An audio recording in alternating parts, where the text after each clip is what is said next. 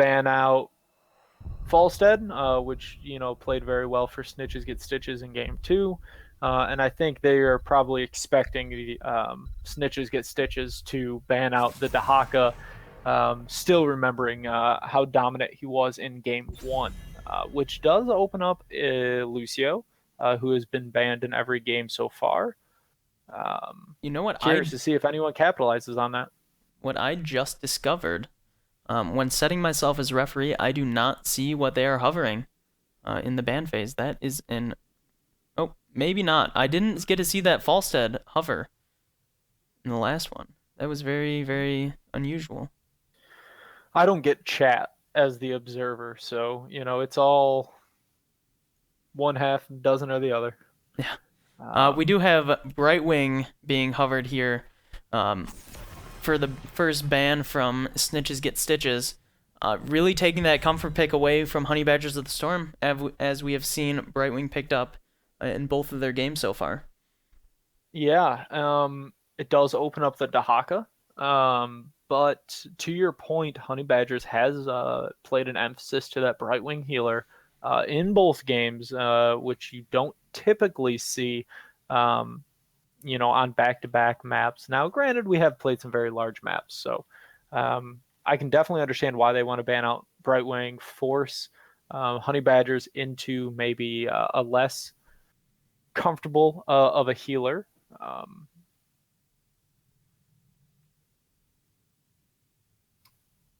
I'm surprised not to see an insta-lock Dihaka here. I'm not gonna lie. Um, There it hey, comes out. They must have they just been... they made me wait for it. They made me wait for it, but there it is. It's the mind games. Lucio immediately picked up, um, followed by ETC. Again, a great comfort pick coming out of Snitches Get Stitches. They've used ETC in all three games so far. Uh, And I'm excited to see Lucio picked up on this map. I think his ability to drag the team everywhere, uh, at a plus 20, plus 30% move speed, can really make or break the difference in capturing warheads between mid and bottom, per se. Yep, and then we see the Malfurion pickup for Honey Badgers of the Storm, taking that away. Well, really just trading it from Snitches Get Stitches, as they've had him the past two games. Malfurion is just all around a fantastic healer. I think he's probably the strongest in the game at this moment in time. Yeah, absolutely. With Brightwing banned out, Lucio picked up. I would have definitely wanted to pick up Malfurion here because they're probably, if not, they would have banned Malfurion in the second ban stage. Now, this is surprising. It's not every day you can see a Zul'jin picked up. No, you do not. And knowing that they go into Zul'jin, I'm surprised maybe not to try and like last pick Uther, or and but that may just be a comfort pick as well. That Divine Shield can do some fantastic things with Zul'jin, but Hovering the Diablo ban here. I'm not sure how I feel about it. It seemed like they dealt pretty well with him last game. I'm surprised that they are afraid of him here. I would like to see a Medivh ban personally. Um, really, yeah, oh, Medivh. that is a great call with Zul'jin. End up seeing the Artanis ban. I guess I'm surprised they don't want to maybe pick him up for the blinds for Zul'jin. I actually think that ban helps Honey Badgers a little bit, but they could be very uncomfortable playing against Artanis as well. Yep, we saw the Artanis ban in their second rounds of ban in that first game as well. So I think they're just afraid of the Artanis to Haka combo as that front Yeah, line. definitely. Understandable seeing the Ragnaros hover here. Um, I could definitely agree with banning out Ragnaros here.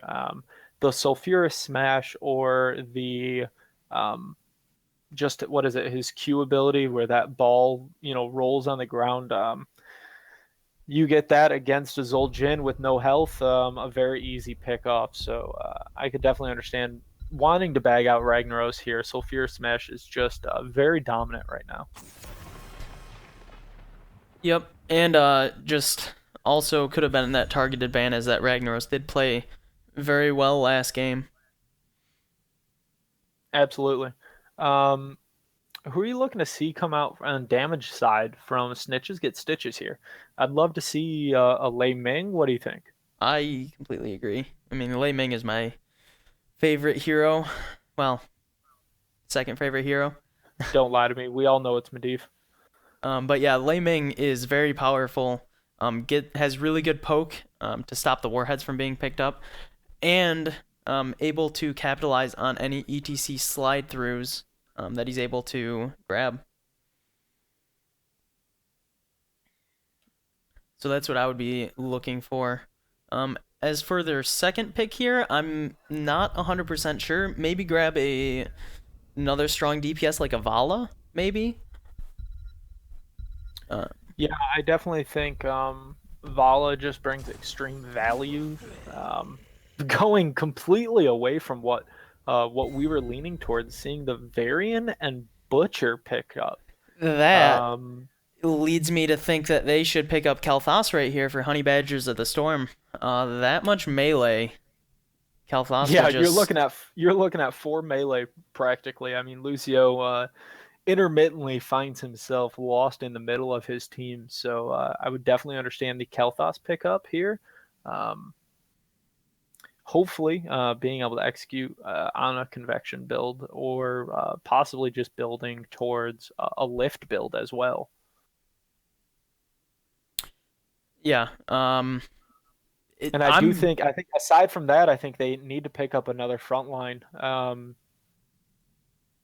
I completely Only agree. having Dahaka into Varian and Butcher and ETC, that would make for a very long game for Dahaka. So I think they need to pick up Johanna, maybe Muradin, And it is Tyrael, Tyrael. coming out for that Sank, I'm sure. Yep, Sanctification on that Zul'jin is able to prolong his life after he goes Tez Dingo, as is usual. I am surprised to see the Vala coming, though. I would have liked to see a mage to try to switch it up from. Now they're pure auto attack damage. Yeah, which means Block Party is definitely coming out for ETC. Parry on Varian, I agree. I think they needed a mage to support the Zul'jin damage. Right now, extremely reliant on auto attack damage. Probably going to force Vala maybe into a Q build.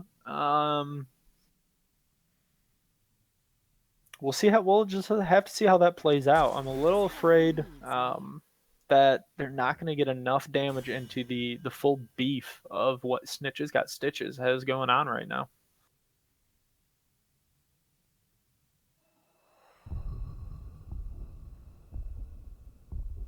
I think Lei Ming being the last pickup here makes a lot of sense. He obviously could not afford to go anything melee, could not afford to go anything light on damage. Lei Ming is going to have probably a field day of easy pickings towards some very strong lockdown coming out from Varian Butcher ETC, as well as being protected by that very, very aggressive front line. Yeah, no, I completely agree. I do really like that Lei Ming pick up there as the final hero for Snitches Get Stitches. As I said before, just great poke to delay warheads and just a lot of burst damage to bring.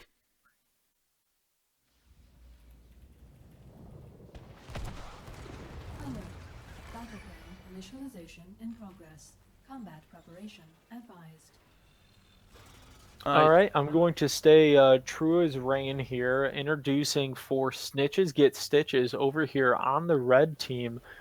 We have Majesty on Lucio, Jamster on Varian, Bandito playing his ETC, Andariana on Lei Ming, and Andorian on Butcher. And then over on the Honey Badgers of the Storm side, in the blue, we got Diamond Kings on Vala, nice Mammoth on the Malfurion, Finker Oz on the Zul'jin, Raja on the Tyrael, and Deal in Lead on the Dahaka. Yeah, Dylan led going back to his comfort pick with Dahaka there. Understandably so. He had a great game 1. I'd love to see it pulled out here in game 3. As expected, Block Party and High King's Quest picked up for ETC and Varian respectively. So I think Zul'jin and Vala are going to have a tough go at it. I actually would have liked to see Overpower come out of Varian just to get that little extra damage, since he's going to be getting hit by those auto attacks from the Vala and Zul'jin pretty readily. Yeah, auto attacks are going to be flying, especially seeing Hot Pursuit still picked up by Vala here. A little surprised to see Moonburn coming out of Malfurion. No surprise with Regeneration Master out of Tyrael and Primal Aggression out of Dahaka. Yep, I actually would have liked to see the Scouting Drone come out of Malfurion just to get that extra vision to help stop flanks. And it's just an all-around great talent choice. I think they're just going to be missing out with it.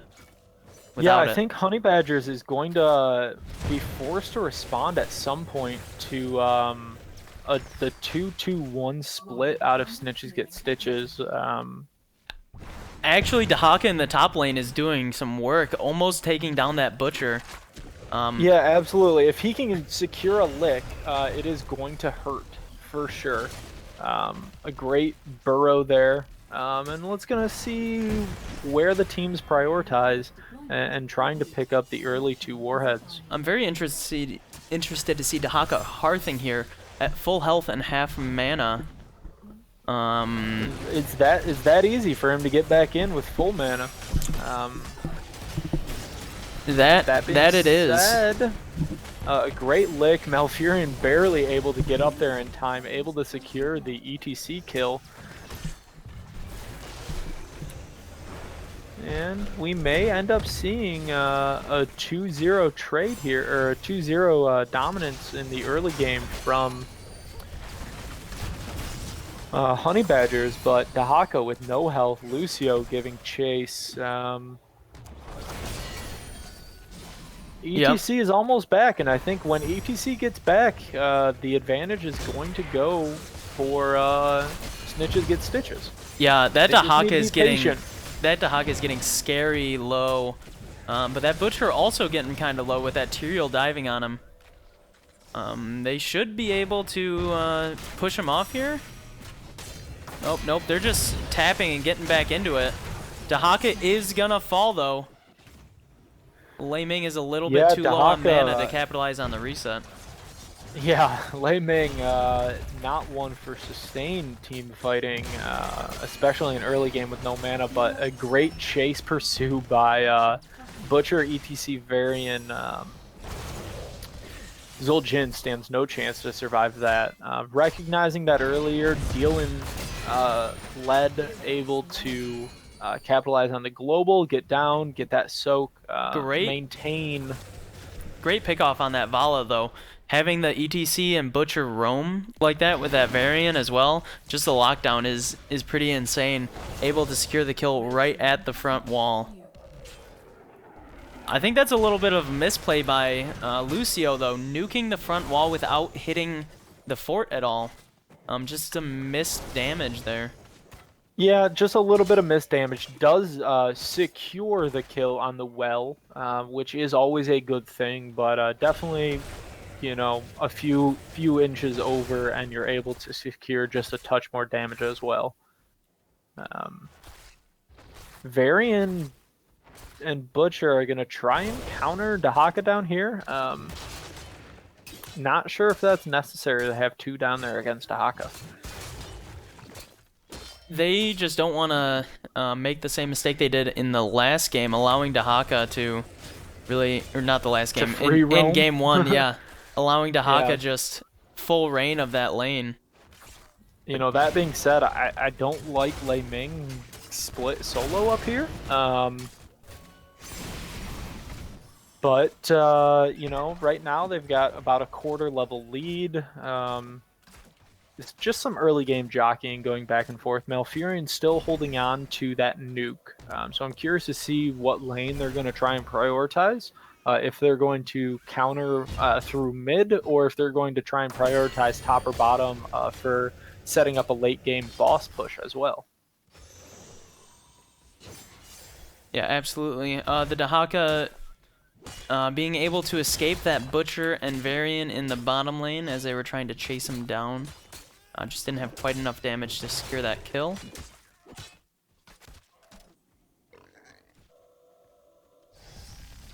And we do have Malfurion dropping that nuke in the top lane.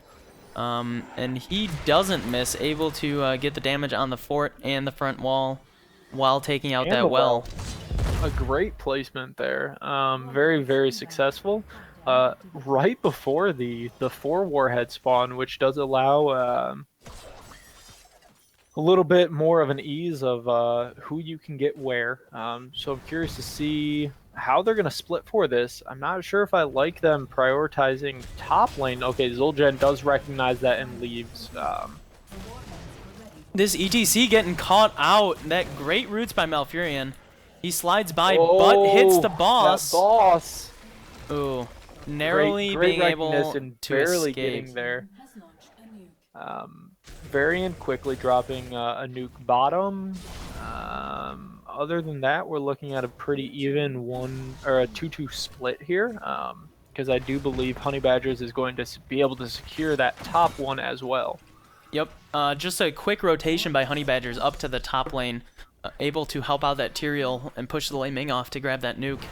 Very well done. Yeah, and then some great body blocking there to deny that Lei Ming poke that you were talking about earlier. 10 being picked up at relatively the same time for both teams here. We do see Taz Dingo picked up by Zul'jin, Twilight Dream picked up. We're going with adaptation this game rather than isolation for Dahaka, sanctification. And Vala is going to hold, I believe, until ETC picks. So I'm curious to see how long those two will, battle each other out in terms of wit. Ooh, that Lei Ming taking a lot of damage, and it is the stage dive from ETC.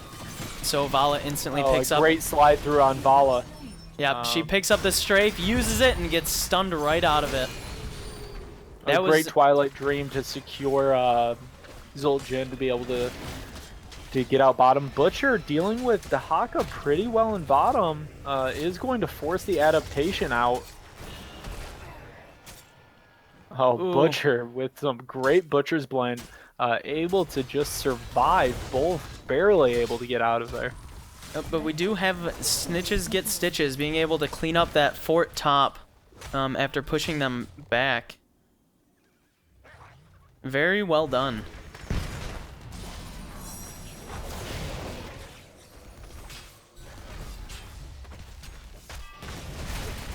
I do like the pickup of adaptation for Dahaka this game, seeing as he only has a Tyrael. Yeah, it looks like we got a pause coming out here. Hopefully that won't take too long to get straight here. This bottom battle between Butcher and Dahaka is pretty comical to watch. I'm not gonna lie. Both having the ability to really withstand damage and heal themselves. So I'm curious to see if a lick is going to cost Butcher his life, or if possibly Lay of the Lamb will cost Dahaka his life going forward, or when a rotation will come down on that. Yeah, Lamb in the Slaughter being picked up by Butcher is a very good ultimate. Able to isolate that one hero. But Malfurion does get the cleanse. So he will be able to cleanse out of that Lamb of the Slaughter after those changes where it's cleansable. Yeah, it being cleansable is a huge deal. I'll be honest. So I am excited to see that being picked up.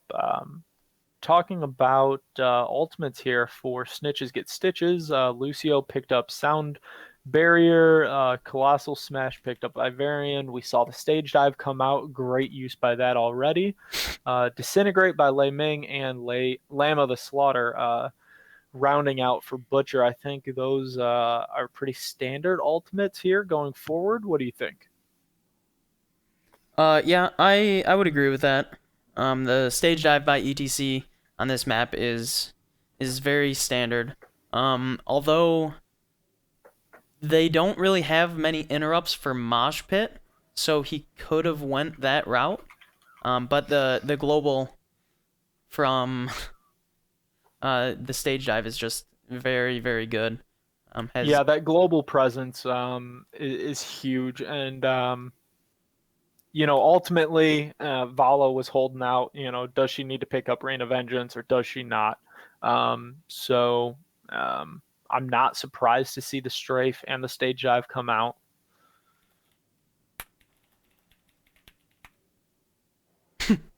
All right, so like we countdown. are good to go.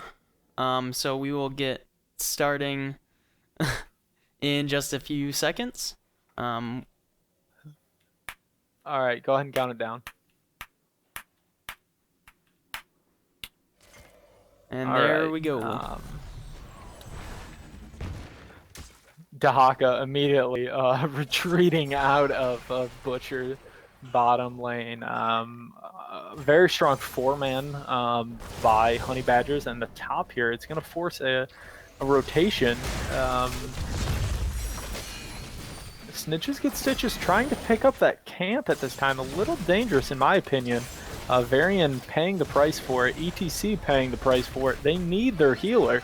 Yep, but this is a very good turn there with dropping all the ultimates. The stage dive missing, and the sanctification coming and the down. Slide through into that, having that root down. A great Twilight Dream. Tez Dingo coming down from the top.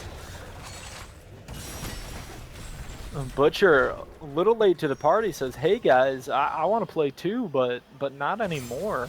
Immediately getting there and having to retreat.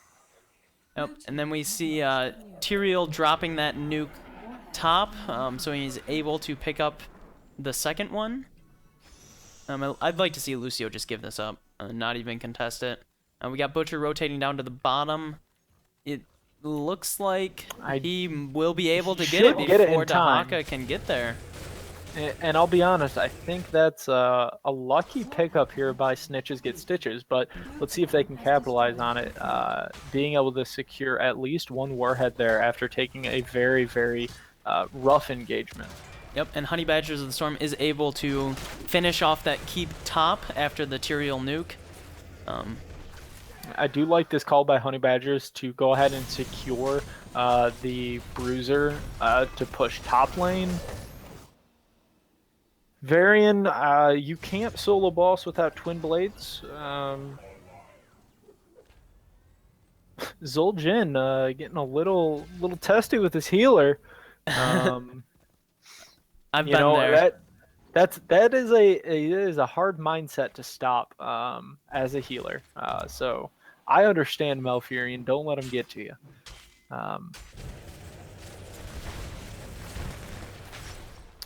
I'm thinking at this point, Snitches Get Stitches need to start roaming as 5 and try and capitalize on a pick. We do see Honey Badgers of the Storm trying to sneak this top boss, but Yeah, Varian Varian's able sniffing to it out. scout it. They're gonna have to give that up and force bottom, which is what Butcher immediately recognizes. Great call, great team communication there, as there was no way they were going to get top in time.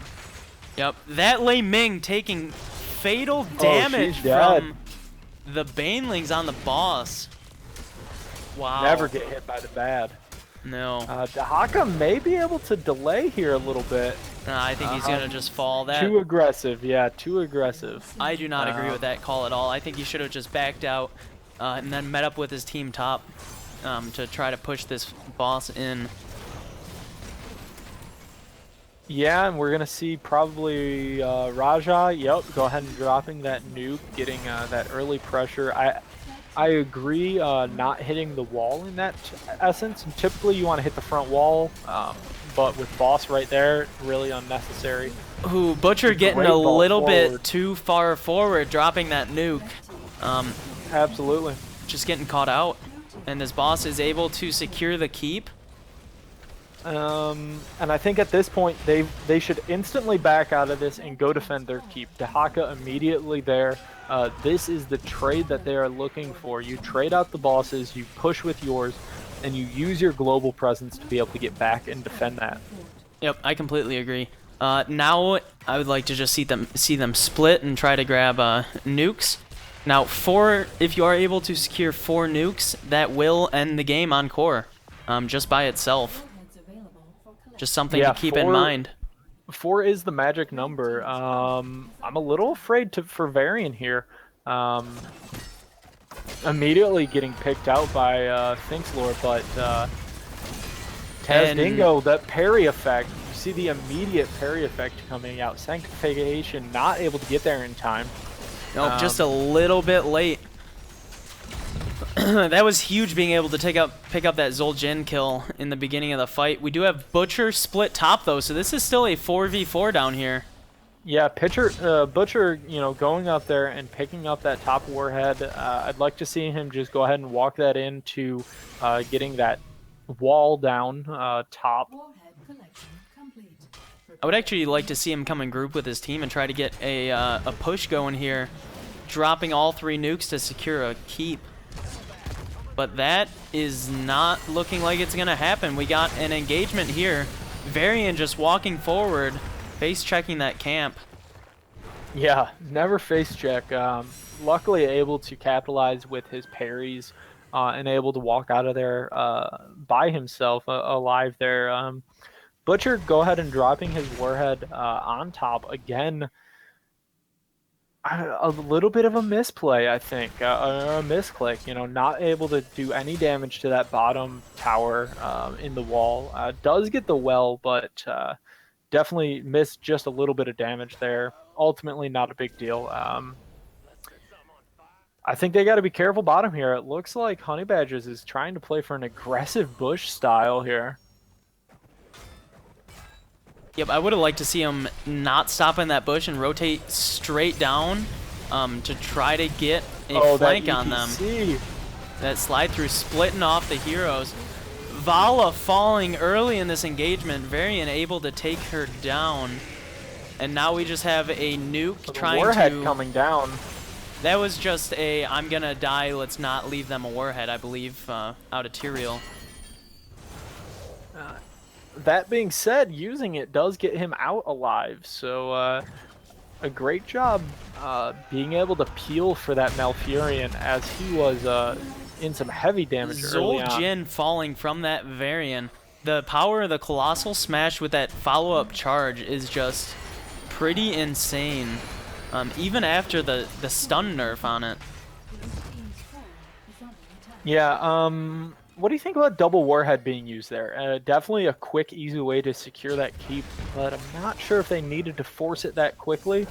I like it personally. I think this Tyrael is overextending, though. Engaging into known 3v5 is absolutely not ideal. Butcher going for that flank. He should get mounted, and he should get caught here by the power of Lucio. Cannot escape. Absolutely, and then we got Honey Badgers of the Storm rotating to top to try to take that Bruiser.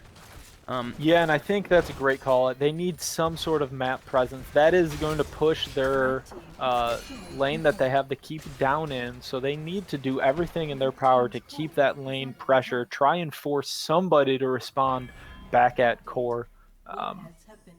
Yep, and it looks like they're going to just trade out warheads 1 for 1 here. The ETC stage dive coming in to try to get the delay, unable to do so. I think if he gets the delay there, his team would have been close enough to try and force the engagement there top. recognizing that he doesn't get the delay, immediately backs out, which I think is the correct call there. If you don't have the delay, there's no, reward for the high risk play.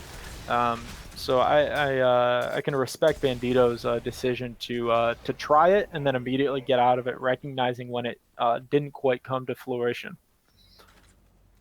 Yep, and it looks like we got Snitches Get Stitches rotating to take this top boss here. And Honey Badger immediately responding and heading down to bottom. Just going to trade those bosses out again. Great job recognizing that. They're actually going to trade them out opposite. So neither team is necessarily going to get a core push with boss. No, but that I do. Being said, top camp is pushing with top boss as well, so that is some serious damage. Yep, I think Snitches Get Stitches has the advantage here. They have not only the Bruiser camp pushing with that boss, but they also don't have the fort in the way that Honey Badgers of the Storm has. Absolutely. I'm not sure if I like this call of Honey Badgers pushing with this boss. I think at this point they need to back. They need to defend bottom. They got 2 catapults going there. They're going to easily lose top fort. They need to get back and defend immediately. Yep, and that is exactly what they're doing. That Butcher getting a little bit ahead of himself, going straight for the core, taking about half his life in damage. That EDC stage dive straight onto the back line. Sanctification used early. I think that was a little bit of a panic pick. And that Lamb of the Slaughter. Ultimate Lamb of the Slaughter at level 20. Yes, it was. Slaughterhouse getting some great value, able to secure Game 3, going to Snitches Get Stitches. A great comeback victory by them, showing some very good composure in the late game. And that was just really good timing for that push. They were up 19 to 20 with a boss on core. Just all around great timing, being able to push and get the win there.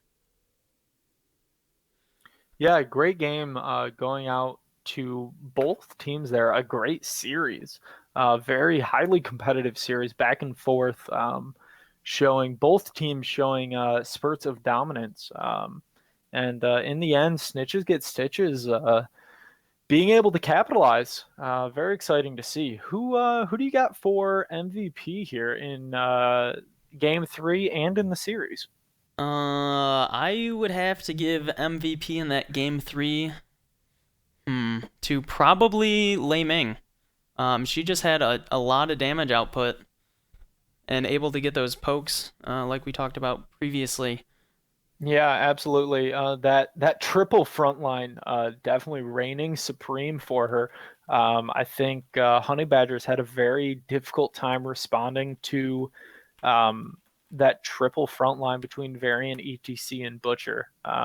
Saw great self-sustain coming out of Butcher. Agreed. So the all-around great games by both of these teams. Snitches Get Stitches able to take it away in the Game 3 after falling behind. After falling behind 1-0 in Game 1. That, for us guys, we sorry to cut it short here in the post game, but we are going to need to move on to a upcoming best of 3 series between D Generation X and Lit Unknown, which is another best of 3 coming up. So a great series to Honey Badgers and Snitches Get Stitches. Please throw us a follow, throw us a follow here on Twitch, subscribe to our YouTube channel. VODs will be uploaded, and please stick around for the upcoming best of 3. Yep.